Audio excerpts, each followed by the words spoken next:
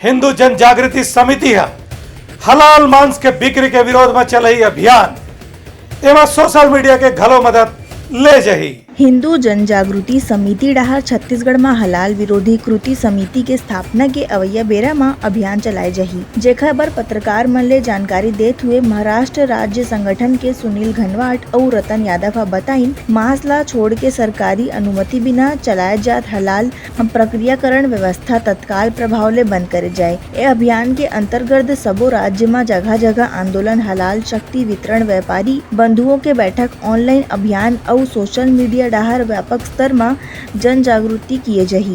But Hindu जन जागृति समिति छत्तीसगढ़ एवं महाराष्ट्र संगठक आज छत्तीसगढ़ में दुर्ग के यहाँ पे हमने एक प्रेस वार्ता ली, जिसमें एक हलाल इकोनॉमी, हलाल जिहाद और हलाल अर्थव्यवस्था देश के इकोनॉमी के साथ साथ एक पैरेलल इकोनॉमी, एक समानांतर अर्थव्यवस्था निर्माण की जा रही है, इसके बारे में एक षड्यंत्र उजागर किया।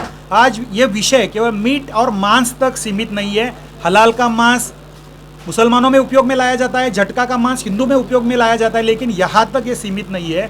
आज अनेक उत्पादनों में हलाल आ चुका है। आज मैकडोनल्ड है, KFC है, बर्गर किंग है, पिज्ज़ा हट है, ऐसे विदेशी बहुराष्ट्रीय कंपनी हमारे देश में आके, हमारे राज्य में आके 100% हलाल का बेच रही है और हमारी धार्मिक भावनाओं को आहत कर रही है। इनका हमने यहाँ पे निषेध किया हुआ है, इनको पाबंदी लाने की मांग की है।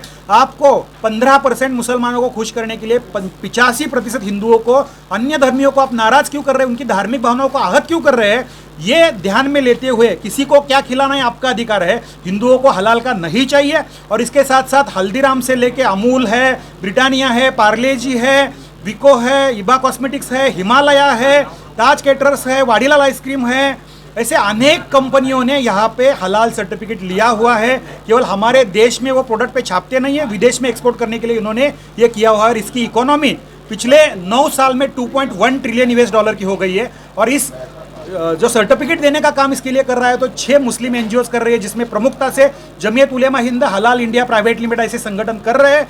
और इसके माध्यम से जो इकोनॉमी खड़ी हुई है, देश में चल रहे आतंकवादियों के केसेस है, वो चलाने के लिए, उनको मदद करने के लिए किया जा रहा है।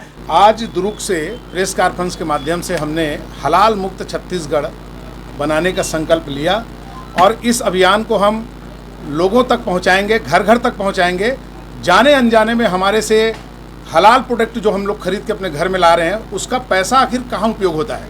उसका पैसा कहीं ना कहीं आतंकवादी गतिविधियों में लिप्त लोगों के लिए केस लड़ने में ऐसे जगहों पर उपयोग किया जा रहा है जो सरासर गलत है। और हम लोगों को जानकारी के अभाव के कारण हमसे ये गलती हो रही है।